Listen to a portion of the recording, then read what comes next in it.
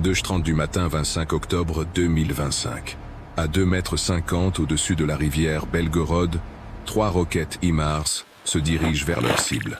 L'opérateur ukrainien n'a qu'une seule chance. Manquer les vannes de contrôle de quelques mètres signifierait que la forteresse russe resterait intacte. La mission serait un échec. Toucher le mur principal du barrage à quelques mètres de là déclencherait une inondation catastrophique qui rayerait de la carte la ville ukrainienne de Vovchansk. La marge d'erreur se mesurait en centimètres. Le temps de vol entre le lancement et l'impact est de 47 secondes. Mais ce vol de 47 secondes était l'aboutissement d'un duel de 90 minutes avec la physique et les radars russes. Tout a commencé dans un champ boueux à 80 km de la frontière. Un camion M142 HIMARS de 16 tonnes s'est mis en position de tir prêt, calculé à la faveur de l'obscurité. Ce n'était pas seulement une frappe, c'était un pari. Les forces russes étaient devenues très efficaces pour traquer ces lanceurs. L'Ukraine en avait déjà perdu 4 en 2025 à cause d'une combinaison de missiles Iskander et de drones Lancet. Pour les Russes, la signature thermique distinctive d'un lancement de HIMARS était un signal d'alerte. La mission semblait donc impossible. Placer un atout de grande valeur à portée de l'un des postes de commandement russes les mieux défendus, tirer et disparaître avant qu'une vague de tirs de contre-batterie ne puisse l'effacer de la carte. Mais le but n'était pas d'anéantir une cible. C'était le coup d'envoi d'un nouveau type de guerre, le piège dynamique de la double inondation. Une stratégie conçue non pas pour détruire la forteresse, mais pour la transformer en île, isolant toutes les forces russes. Les défenseurs à l'intérieur scrutaient le ciel à la recherche des menaces qu'ils étaient entraînés à combattre. Ils n'ont jamais pensé à regarder l'eau qui montait à leurs pieds. 2h30 et 15 secondes. Au sol, les 80 fantassins russes entendent d'abord un grondement sourd et grave qui semble venir de partout à la fois. La panique s'installe. Les projecteurs des 3 véhicules BMP-3 secondent allumant. Leurs faisceaux se diffusent dans un épais brouillard à 90% d'humidité, n'éclairant rien d'autre que de la vapeur tourbillonnante. Puis les tirs commencent. Une pluie de projectiles de 7, 62 mm éclate depuis 80 fusils AK-47, chacun tirant à 600 coups par minute. Des balles traçantes rouges fendent le brouillard, cherchant une cible qu'ils ne peuvent qu'entendre. Un soldat épaule un RPG Zept et tire une roquette dans la rivière sombre. L'explosion projette une gerbe d'eau sans aucun résultat.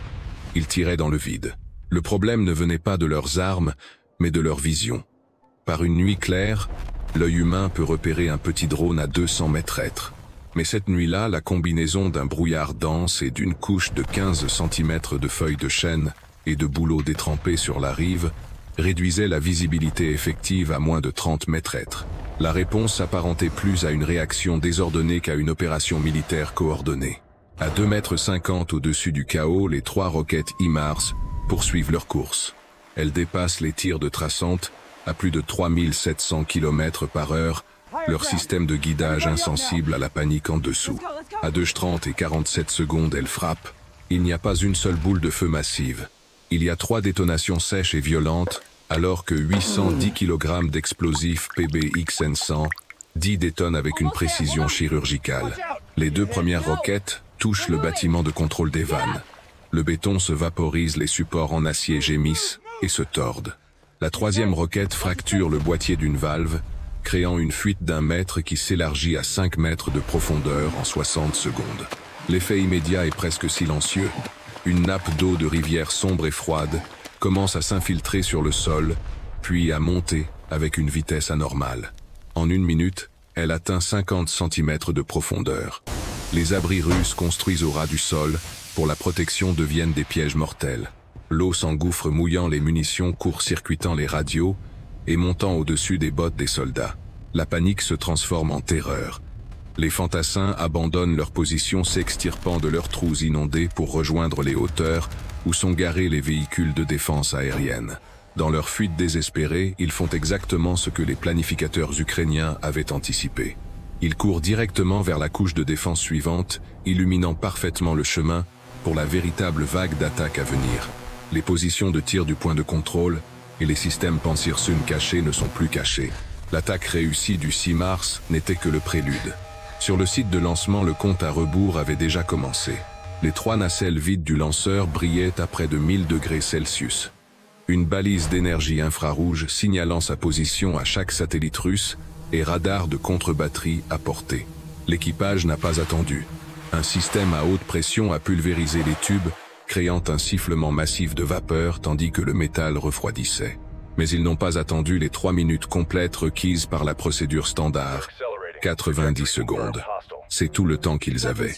Le camion de 35 tonnes s'était lancé, déchirant la boue filant vers la sécurité d'un site de repli près, planifié à 8 km de là sous un couvert forestier dense.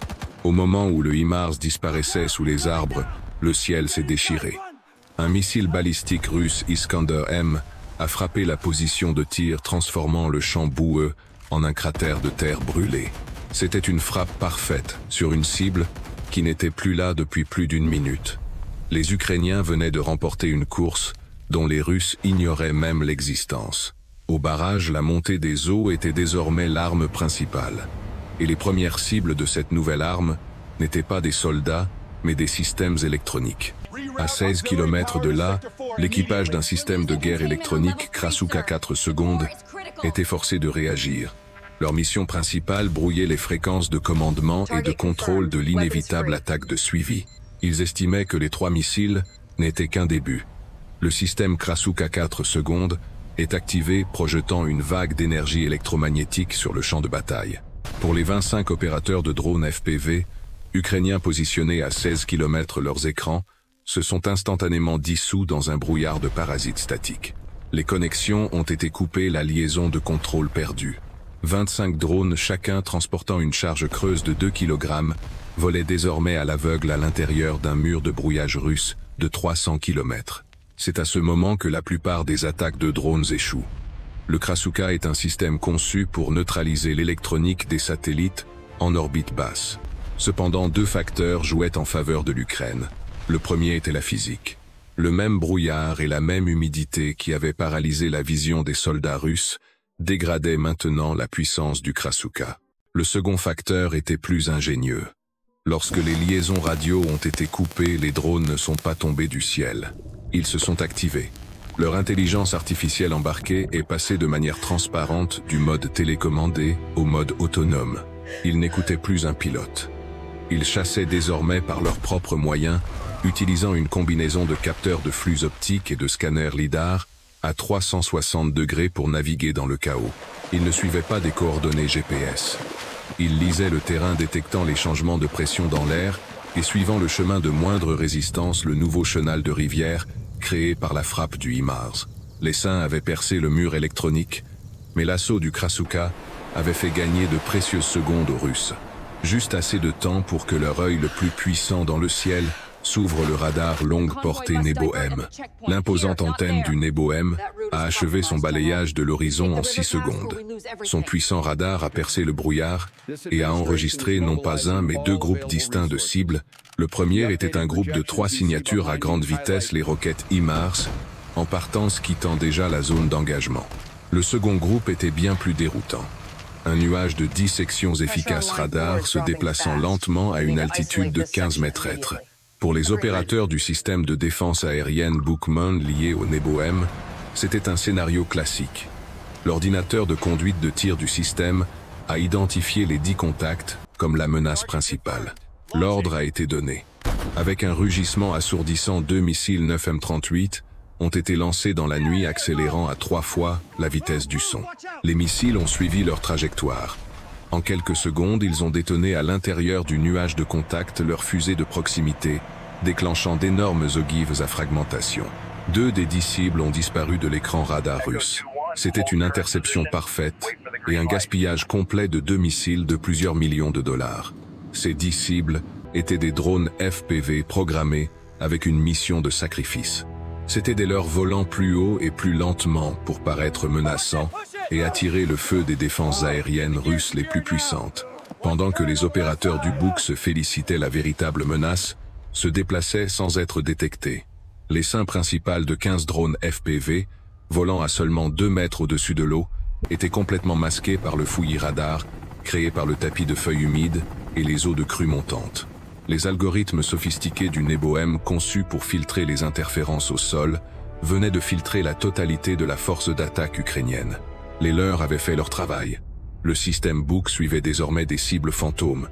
Mais en tirant, les Russes avaient révélé l'emplacement exact de leur défense aérienne à longue portée. Et alors que les eaux continuaient de monter, une autre conséquence plus immédiate est devenue claire. L'eau s'infiltrait maintenant sur la principale ligne de chemin de fer reliant le dépôt de Belgorod au front, transformant une artère logistique critique en un marécage infranchissable. La menace à longue portée était neutralisée. L'essaim principal devait maintenant faire face à la dernière couche de défense la plus létale, les deux systèmes de défense ponctuels Pansir-Sun, désormais en alerte maximale. 2h33 du matin. Le système de conduite de tir russe verrouille un drone de tête de la première vague. Le lieutenant dans le véhicule de commandement du Pansir donne l'ordre Feu 1. Un missile 57 SXE jaillit de son tube de lancement, accélérant à près de Mach 4. Instantanément, l'IA du drone ciblé exécute une manœuvre d'évasion violente tout en transmettant simultanément les données de trajectoire du missile au reste de l'essaim.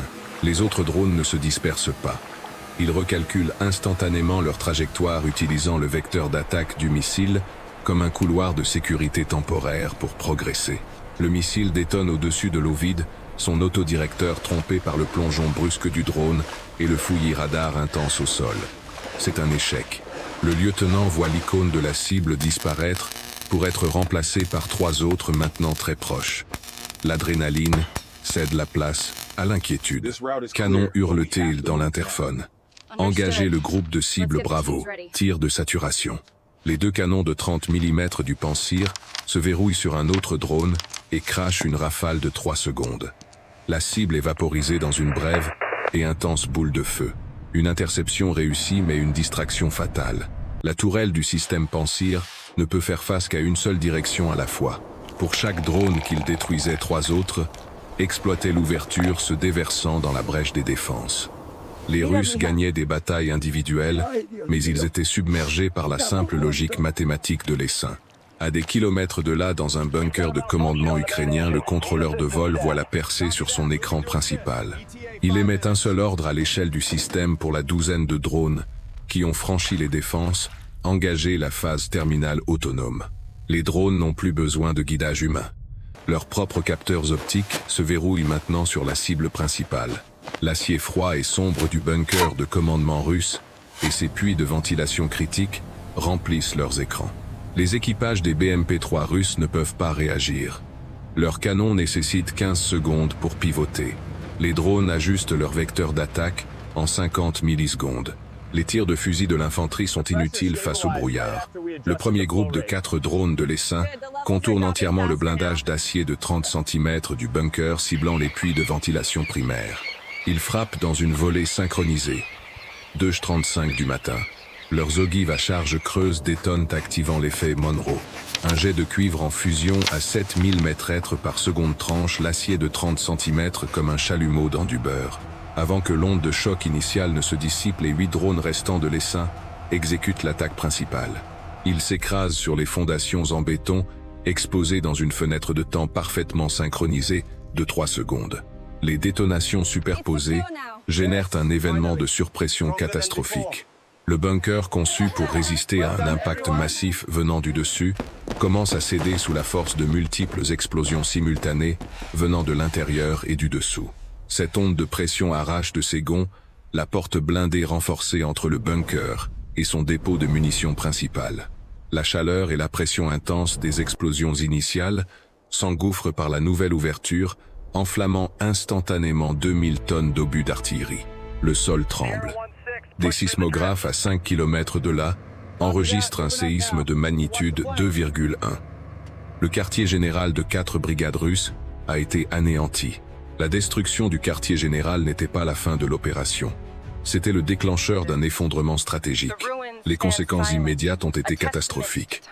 Un centre de commandement d'une valeur de 100 millions de dollars n'était plus qu'un cratère fumant et inondé. Les 3 BMP-3 étaient des monuments inutiles d'acier tordu et 2000 tonnes de munitions reposaient au fond d'un lac nouvellement formé. Quelques heures plus tard, le gouverneur régional tentera de présenter le désastre comme des dommages à une structure hydraulique. Avec leur structure de commandement effacée, et les principales lignes ferroviaires coupées par l'inondation. Les 5000 soldats russes de la 4e division blindée de la garde étaient désormais une armée sur une île. Pendant les 3 jours suivants, leurs lignes de ravitaillement ont été complètement coupées. Pas de carburant, pas de nourriture, pas de munitions. Des chars avec un blindage intact mais des réservoirs vides ne sont que des cercueils d'acier coûteux. La ligne de front est devenue silencieuse. Tandis que les porte-paroles du Kremlin parlaient d'un incident technique, les drones ukrainiens téléchargeaient déjà des images claires du chaos. Des vidéos de soldats russes nageant hors de leur poste de commandement se sont répandues sur les réseaux, délivrant un message à l'ensemble du front. Même leurs officiers les plus hauts gradés à l'intérieur d'une forteresse n'étaient pas en sécurité.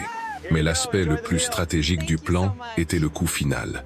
Dans la nuit du 26 octobre, après que des équipes de réparation russes aient été dépêchées au barrage, l'Ukraine a tiré 3 autres roquettes HIMARS depuis un emplacement entièrement nouveau. Elles n'ont pas visé le barrage. Elles ont visé les équipes de réparation, s'assurant que les eaux de crue continueraient de monter. Cela a créé un dilemme pour le haut commandement russe. Protéger leurs armées sur le front ou leurs infrastructures critiques à l'arrière. Ils ont choisi cette dernière option, retirant de précieux systèmes Pantsir du front de Vovchansk pour garder d'autres barrages et ponts. Chaque Pantsir retiré était une nouvelle brèche ouverte pour les forces ukrainiennes. La frappe n'a pas seulement détruit un quartier général, elle a forcé les Russes à affaiblir leur propre ligne de front. Le calcul final est le suivant: l'Ukraine a engagé 3 millions de dollars en roquettes. En retour, elle a infligé plus de 100 millions de dollars de dommages directs, paralysé 4 brigades et forcé son adversaire à un repli stratégique sans tirer un coup de feu supplémentaire.